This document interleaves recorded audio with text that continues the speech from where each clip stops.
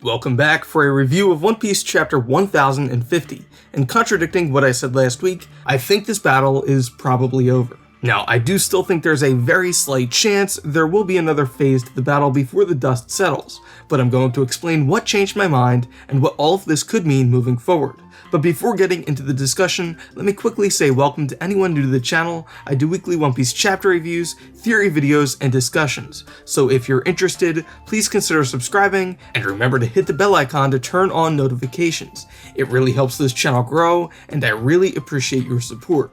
So now getting into the discussion, let's start with the chapter cover arc. This week we learned that it was indeed Reiju and Ichiji who caused the fire responsible for liberating the other two Vinsmoke siblings. I'll point out again that Montour's laboratory seems to be located in Whole Cake Chateau, which is quite a distance from Chocolate Town, where we saw two silhouetted invaders. At this point, I think it's most likely we're dealing with only Reiju and Ichiji, but for the time being, I still think it's possible there could be a second party present in the outskirts of Totland, simultaneous to the Vinsmoke attack on Whole Cake Chateau. As I've suggested previously, this could be some of Blackbeard's 10 Titanic captains coming to retrieve Big Mom's road poneglyph during her absence. However, at this point, only time will tell. Moving into the actual chapter, we pick up exactly where we left off last week, with Kaido plummeting deep into the earth in the wake of Luffy's Bajrang punch. I neglected to mention this detail last week, but it would seem at least one of Kaido's horns has broken off, which I believe could be narratively significant based on his Oni heritage. As I noted in my character analysis video,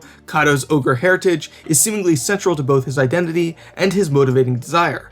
Thus, the fact that Oda chose not to explore those aspects of Kaido's character through his series of mini flashbacks in chapter 1049 is highly indicative that Kaido's backstory will be revisited, if not now, then certainly in the future. But based on the importance of his being an Oni, I think losing one of his horns could be a big deal.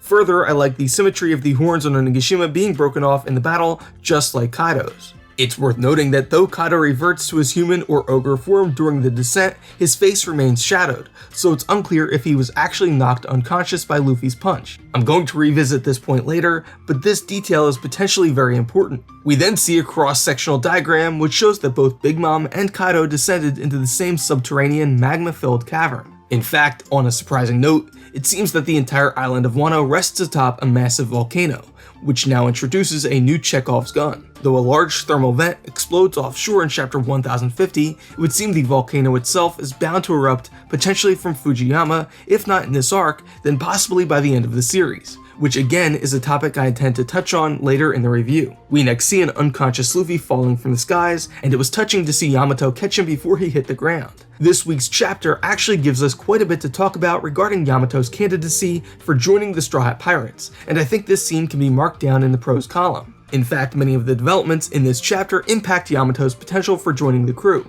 which I will touch on in this review, but will also expand upon in a dedicated upcoming video. On the following pages, we return to Toko and Tenguyama in the streets of the Flower Capital as the Fire Festival appears to be reaching its conclusion. I thought this was an incredibly well-written and touching scene, as the two reminisce about her father Yasui, who sacrificed himself to save the Alliance, thus making this victory possible. We previously saw Toko write a message on the paper lantern wishing to see her father again, which I thought could potentially be fulfilled if the end of the Fire Festival was marked by the actual manifestation of Wano's dearly departed. This seemed to match the recurrent ghost or spirit motif seen throughout the entire story arc. But after Tenguyama explains the nature of Yasui's sacrifice, she changes her message to one of pure gratitude. It was even more touching to then learn Yasui willingly ate a failed smile so that his adopted daughter wouldn't be forced to endure the fruit's curse alone. While Toko and Yasui haven't featured prominently in the second half of the Wano arc, their struggle and sacrifice has served as our best window into the lives of ordinary Wano citizens, and I think Oda has done a very good job here of tying their story indirectly to the conclusion of the Onigashima raid. As the Fire Festival draws to a close, Nekomamushi announces Luffy's victory, prompting the Pirate Samurai Mink Alliance to join in the celebration. Nekomamushi further reveals to the samurai that the pink dragon is none other than Momonosuke, much to their surprise. As I've said in the past, I think Momo inheriting Kaido's power is far more important than has yet been revealed, as the mythic dragon likely played an incredibly important role in One Piece world history. Even more importantly, based on the statue adorning the entrance to Onigashima, it would seem the sea dragon was deeply connected to the land of samurai, which is no surprise considering the entire country sits atop rich deposits of sea stone. I think this connection is likely shared by Fishman Island, which is no surprise and is also rather fitting considering the manner in which the story arc is concluding, which I'll touch on in a few minutes. Now, it's important to note there seems to be an unspecified passage of time over the next several pages. Chopper is seen urgently tending to the injuries of Zoro, Kinemon, Kiku, and others, while Yamato demands that remaining beast pirates surrender, having been spared once already. I'll revisit this point later, but it's important to know that there is an unspecified time span missing between the end of the battle and the final scene which closes the chapter. The most interesting detail this week, however, is Momo's decision. He tells Zunisha that he has decided it's not yet time to open Wano's borders. And this single line of dialogue is what changed my mind regarding the battle continuing, more so than anything else which happened in this week's chapter. I do still think there's a slight chance we see Kaido reemerge one final time before all is said and done, but at this point I don't think it's at all likely it's going to happen during the current Wano story arc, and that's entirely based on Momo's decision to delay opening the borders. I'm still going to dedicate a full video to the topic of Kaido's defeat and ultimate fate, so I won't spend too much time in this review going over the various possibilities, but what I think Momo's decision signifies is that the opening of Wano's borders is even more directly tied to the final war and the endgame of the series than was already apparent. In fact, I've already recorded a video explaining why I believe Wano is so important to the world as part of my Kaido video series, but what this signifies is that many of the things I've been pointing to as evidence the battle would continue are likely going to be purposely left unresolved until the final saga. Ultimately, the inflection point in the battle I've been anticipating may have come and gone without my taking notice. When Luffy was seemingly killed by Kaido in chapter 1042 and resurrected by his Nika powers in chapter 1043. I've been saying in my reviews that I didn't anticipate the battle would end without Kaido putting Luffy on the ropes and making it seem all hope was lost. But essentially that is what happened when Bowler Hat interfered in their battle and Kaido struck down Luffy with full force. The reversal was then Luffy's subsequent awakening. On that note, I think Oda didn't really allow us to sit with that defeat long enough, which made it feel more like a speed bump than a major obstacle. Perhaps if he had allowed the regrouped forces in the performance hall to actually battle Kaido among the flames, it would have made Luffy's miracle resurrection a bit more impactful, but for that reason I think I incorrectly assumed there must still be another major inflection point in the battle remaining. Further, I noted last week that Kaido's flashback doesn't really delve into the roots of his motivation, and I stand by that assertion. But given the ending of this chapter, I think it's quite possible that Kaido's story, much like Big Mom's, will continue beyond Wano. As I've been saying for some time, I expect Big Mom and the Charlotte family will continue to feature prominently in future story arcs, most likely Elbaf. By contrast, I expected we would see resolution for Kaido's story here and now, and thus expected his backstory, aside from rocks, would be fully revealed before the raid's conclusion, but ultimately the reason we didn't get to see Kaido's awakening, or backstory, might be because Oda intends to reveal those details in the future. I'm still not entirely ruling out the possibility that another phase to the battle remains, but the fact that Wano's borders are seemingly going to remain closed and Oden's dream unfulfilled for the time being has changed my perspective, and makes it much more clear how Oda can deliver a satisfying conclusion to the Wano arc despite all of the unresolved narrative threads. The world government fleet approaching offshore appears to be an important analog to the arrival of US Admiral Matthew Perry, which accompanied the historical opening of Japan's borders. But if Momo's decision stands, then it certainly would seem possible the ships will be deterred. It's still difficult to say as the Marines often feature prominently in the falling action of major story arcs like Alabasta, Water 7, and Dressrosa. And given Lucci's presence, a confrontation with Who's Who would seem like a safe bet. But it now seems both options are on the table. The Marines could indeed force their way up the waterfall or through the underground port, but it now would seem equally possible their ships will be swept away by Zunisha, preventing them from arriving, only to return when Wano's borders finally open. We know that Wano is the ultimate destination of Zunisha's 8th century long march, but now that it's been ordered to stand down, it's unclear whether it will remain in the waters offshore, helping to maintain the island's closed borders, or if it will venture elsewhere before returning at the appointed time. In either case, Momo's decision both makes sense and has major ramifications on the structure of the story arc. I had previously understood Oden's words in chapter 968 indicated that Wano's borders opening to Joy Boy's return was a precursor to the rediscovery of One Piece, but Momo instead deciding to wait until a later time indicates that this prophesied event is likely to mark the start of the final war, which Oden told Toki would be great enough to split apart the sea itself. As I said, this is largely what has changed my perspective on the nature of this current battle against Kaido. The closest comparison I can make is to the Fishman Island story arc. I remember distinctly while reading week to week, continuously pointing to unresolved narrative threads like Noah as evidence there must be more going on beyond Hodi's hollow attempt to seize power, which turned out not to be incorrect, but premature. Many of the narrative and thematic elements, which at the time seemed to suggest the battle was just getting started, were in fact included to set up later events Oda still hasn't gotten to over a decade later. In that sense, I think many of these unfinished elements on Wano, including potentially even Big Mom and Kaido's stories, are set up for events which won't unfold until after One Piece is rediscovered and Luffy is crowned Pirate King. On that note, we next see Kaido and Big Mom drifting in a sea of subterranean magma before a massive thermal vent explodes offshore. I'm gonna say right off the bat, as insane as this feat of strength is even by One Piece standards, I think there's almost no chance the two fallen emperors are actually dead.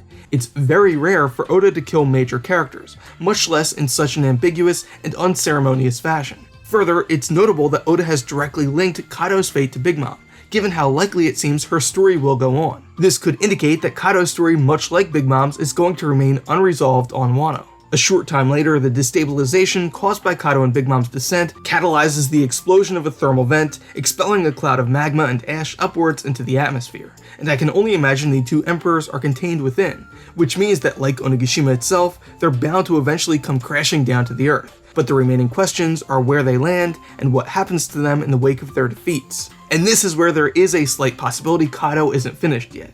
If Kaido is still conscious, he's unlikely to easily surrender his reign even though Joy Boy has arrived. As he told Yamato, Wano is special, and he won't settle for ruling any other nation, because it's somehow necessary for the world of war he wants to create. To be clear, I don't really think that's going to happen at this point, given the fact that Oda has now separated this current war to end Kaido and Orochi's reign from the opening of Wano's borders wished for by Odin, and the arrival of the New Dawn prophesied by Toki through Momo's decision to keep Wano closed for the time being. This means that there may yet be another battle in the Land of Samurai during the final war, in which a scenario similar to the possibilities I've described unfolds. I even think this could set up a future battle against Kaido, which doesn't necessarily involve Luffy directly. For example, in the future we could potentially see a rematch between Kaido and Momo if the latter manages to grow stronger between now and the final war. Certainly, given that he's Odin's son, Momo could grow much stronger by the time the series concludes. I'm not saying this will happen, it's just one of many possibilities. Kaido doesn't need to strike back here and now, but that doesn't mean he won't return sometime in the future. As I said, I'm going to dedicate a full video to discussing the potential outcome of the battle. Will Big Mom and Kaido both be captured by the Marines or world government? Will Kaido remain bound on Wano like the Oni King from the Tale of Momotaro? Will they be blasted off into the stratosphere like Team Rocket at the end of every episode of Pokemon? There are a lot of possibilities remaining, but I still think it's likely Big Mom will be collected by her children, circling the island offshore. The bigger question then is what happens to Kaido to deter his continued pursuit of Wano. Kaido's crew and army have been dismantled, so no matter what happens, his losses are already far greater than Linlin's. After all, it's not strength alone, but also territory and military infrastructure which establishes the four emperors, all of which Kaido has lost except for his insurmountable strength. Even if Kaido reemerges, even if he escapes, I'm not sure he could still be called an emperor, not without his crew or his territory. All that Kaido has left is his strength, and I think this could fundamentally shift his goals even if he hasn't been completely overpowered by Luffy. It wouldn't necessarily serve in his best interest to try to reclaim Wano without his infrastructure intact. But importantly, if Kaido somehow remains conscious, it means that Luffy has not surpassed him as the world's strongest. And on that note, I'd like to quickly revisit the topic of power scaling. I already talked about my concerns in depth last week, so I won't reiterate those points here. In short, Kaido was introduced to readers as the world's so-called strongest living creature, and as such, there are potentially some pretty big implications to Luffy achieving a solo victory in this battle. At the start of the story arc in Wano Act 1, it seemed very clear that an insurmountable strength disparity existed between Kaido and Luffy. You know what a disparity is? Yeah! Hey, well... And thus, I thought it was unrealistic that any amount of training would be sufficient to overpower Kaido in such a short time frame. Yet it appeared last week that things might be headed in that direction, that Luffy may have overpowered Kaido to emerge as the new King of Beasts. But I will say this week's chapter helped ease some of my concerns. As I noted earlier, it wasn't at all certain that Kaido was actually knocked unconscious by Luffy's Bajran gun, despite its immense power. The fact that Law and Kid managed to achieve victory by outmaneuvering Big Mom without overpowering her made it clear the worst generation captains still had a long way to go before they truly matched the current emperors. It managed to elevate Law and Kid without entirely mitigating the threat posed by Big Mom moving forward. By contrast, Luffy was facing Kaido in a battle of sheer strength. Thus, my issue with Luffy defeating Kaido solo stemmed primarily from his being labeled the world's strongest living creature. It seemed to me that Luffy simply overpowering Kaido would make it difficult to build real tension or stakes in future battles against even as powerful adversaries as Akainu, Blackbeard, Shanks, and Dragon. But this week's chapter goes a long way to resolving this concern, as we see Luffy's punch alone wasn't enough to finish off Kaido. Sure, the volcanic eruption, much like the advent of Gear 5 Awakening, could be viewed as a bit of a deus ex machina, but in context, it works well enough, especially when we consider the fact that Kaido willingly took Luffy's attack head-on when he easily could have dodged. If anything, surviving submersion in subterranean magma and a subsequent volcanic eruption demonstrates just how monstrously powerful Big Mom and Kaido still are relative to Luffy, Law, and Kid. Ultimately, what this chapter seems to signify is that much like Fishman Island, the unresolved narrative threads aren't leading toward another phase in this current battle, but are instead building toward the endgame of the series, and will be later addressed after the Straw Hats discover One Piece and learn the true history, which does make sense. I had assumed the Dawn would arrive first on Wano as a precursor to the rest of the world, which may still be the case, but the borders can only be opened when Wano's true purpose is understood. Oden wanted to open the borders, but he also had learned the true history. He knew why it was so important, and that's not the case for Momonosuke. Accordingly, it would seem Oda has withheld not only the rocks portion of Kaido's backstory, but also the history of the ogres because it's part of the overarching mystery of One Piece and perhaps directly related to the history of Wano itself. Importantly, Kaido isn't looking to simply be defeated, he's looking for a place to die, to complete the circle of his warrior's path, and that has not yet been addressed. Which means that barring another resurrection and attack on the Flower Capital, Kaido's story will be likely picked up again in the future. It's not going to be finished here and now. And for that reason, I can accept this conditional victory for Luffy, assuming of course that the volcanic eruption was essential in Kaido's defeat. And on that note, we arrive at the final scene of this week's chapter. I will again point out that there must have been some passage of time for Momo to return to Onigashima and collect the scabbards before descending on the Flower Capital. He then reassures the people that despite appearing as a massive dragon, he isn't Kaido, and that the volcano offshore represents the end of the Beast Pirate's reign. We can see 8 silhouettes or shadows atop Momo's back as he rides into the capital, indicating these figures, including Momo, could be the 9 shadows from Toki's prophecy, ghosts from Wano's past who have returned to deliver the good news of their miraculous emancipation. Ultimately, the people celebrating the Fire Festival are waking up to learn their dream was a reality, as Denjiro prepares to announce the arrival of Wano's new Shogun. And here I'd like to point out a couple interesting details before closing this review.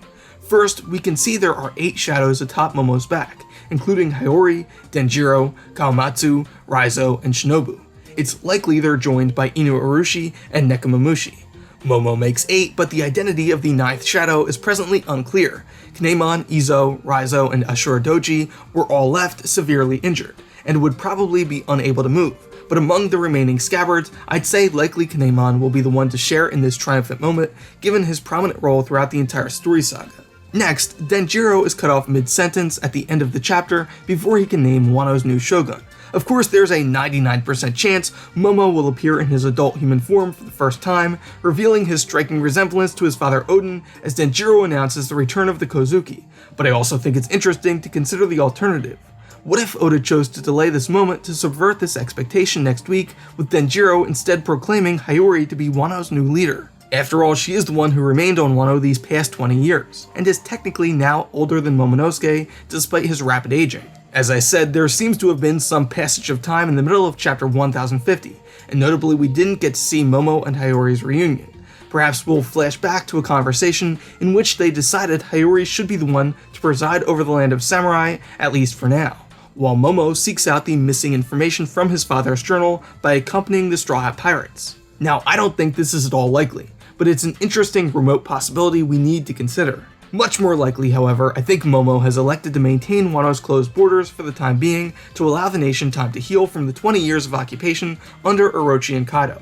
With all or most of the scabbards still alive, Zunisha offshore, and the Kozuki reinstated, Yamato is now free to pass on the role of Odin to Momonosuke. Momo will stay on Wano, while Yamato sets out to sea with the intention of finding out why Wano's borders need to open. I think this works well enough as a motivation, and answers one of my biggest questions regarding Yamato potentially joining the crew. I wasn't sure what dream could spur her out to sea if Oden's ultimate ambition of opening Wano's borders had already been accomplished. Simply following in Oden's footsteps seemed to be too flimsy in terms of a driving force for her character, but now I think it's easier to see a discernible motivation for Yamato joining the crew, to find out what was said on those missing pages and bring back an answer to Momo about why Wano's borders need to open, and what role he's meant to play in delivering the new dawn to the world.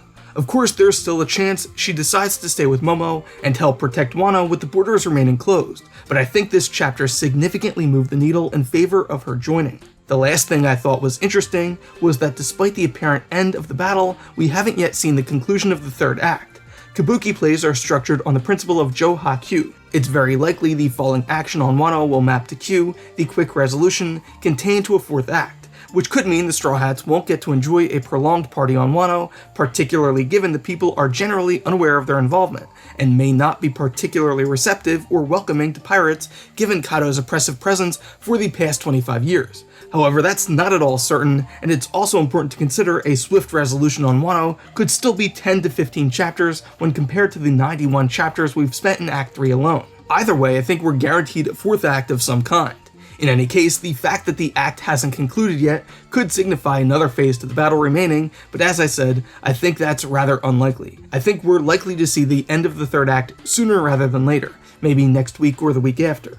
The narrator announced at the end of the chapter that the winner of the decisive battle atop Onigashima has been amended from Kaido to Luffy, and while there's still a possibility for another similar reversal to the one we saw in chapter 1043, I think that the battle is now finished, at least for the time being.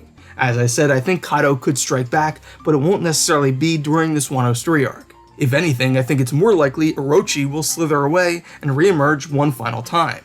He's not particularly powerful, and thus doesn't represent a major threat to the people of Wano, but the Kurozumi Grudge does need to be addressed and resolved in order for Wano to truly heal.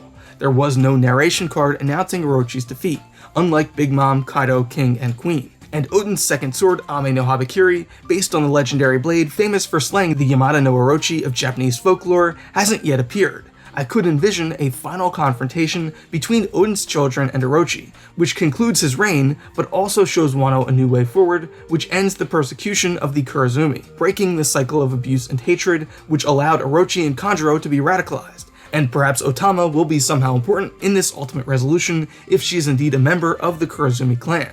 So despite the concerns I brought up in chapter 1049, I did really enjoy this chapter, contingent upon the idea that Luffy didn't fully overpower Kaido alone, relying on the help of a volcanic eruption, and that Kaido will eventually return in some capacity. I still do get the feeling that something is off, that this arc is incomplete, that there are numerous lingering narrative threads concerning both Wano and Kaido, but Momo's decision not to open the borders leads me to believe that this is by design, that much like Fisherman Island, Oda will address these things in the future.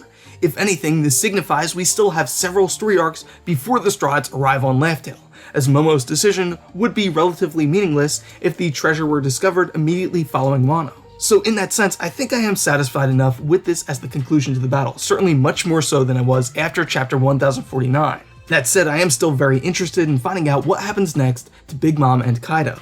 Just to be clear, would I still like to see Kaido awaken and strike back, requiring the 9 shadows to help Luffy overcome awakened Kaido in full view of the people of Wano after a full flashback? Absolutely, and up until this chapter, that's exactly what I've been expecting. But now we have established the opening of Wano's borders as a major future event which must take place on Wano after One Piece has been discovered, much like the destruction of Fishman Island. This means that like the Fishman Island story arc, some elements of the Wano arc are going to be left incomplete, because they're building toward this future event. This is what I mean when I say Momo's decision to keep the borders closed opens up the opportunity for some elements of Kaido's story to be addressed later. I still believe Kaido's awakening, or lack thereof, is going to be important. I don't think it's something Oda's just going to ignore or leave unaddressed. As I said last week, Oda has made a point to announce whenever an awakened power is in use, because readers aren't equipped with the information needed to identify awakening, and thus we can safely conclude Kaido's power hasn't awakened yet. Does this mean he isn't capable of doing so? And if so, why is this the case? Does his own desire or will contrast too greatly with that of the mythical fish fruit? Was some vital aspect of the fruit stolen when the artificial duplicate was created? Or does Kaido still have that trump card available to him? Did Kaido choose not to awaken because he doesn't want to cede power or control of his body to whatever living entity inhabits his devil fruit? Is a near-death experience somehow necessary to induce awakening, as we witnessed with Luffy on the rooftop? Is this something Kaido has not yet achieved? My point is, there are a lot of possibilities for why Kaido hasn't awakened yet, at least on panel, but given the importance of the mythic dragon to One Piece world history, I think the topic will be addressed at a later point if Kaido doesn't re-emerge in awakened state before the arc concludes. Ultimately, my feelings about the end of this battle are largely contingent upon Kaido's ultimate fate. I can at least now see a window which allows Kaido to suffer defeat here while still preserving him as a credible threat moving forward. Again, there are a lot of possibilities, but the scenario I'm imagining is that Kaido remains conscious even after enduring Luffy's Bajrang Punch and the volcanic eruption. With his empire dismantled, he could consider that it would profit him little to pursue another battle. He could also be entombed somewhere deep in the earth, encased in hardened sea stone. He could be temporarily captured by the Marines, or even the people of Wano. In any case, I think as long as it's made clear Luffy hasn't supplanted Kaido as the world's strongest creature, there's room to revisit his story later. Kaido isn't looking to be defeated, he's looking for a place to die, and thus his story can't end until he's either killed or his will to achieve a brilliant warrior's death is fundamentally broken.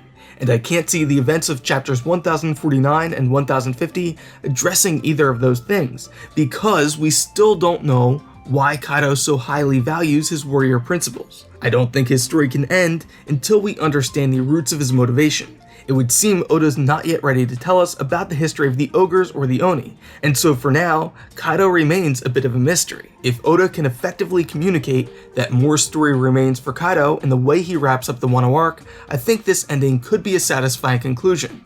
That's all for this week's chapter review. Thank you for watching. If you like this video, please leave a like. If you want to be notified when future videos are posted, please consider subscribing. It really helps this channel grow, and I really appreciate your support. But most important, what did you think about this week's chapter? Are you satisfied with this conclusion? Do you think Kaido is truly finished? And if so, do you think he'll return in the future? Make sure you let me know your thoughts down in the comments.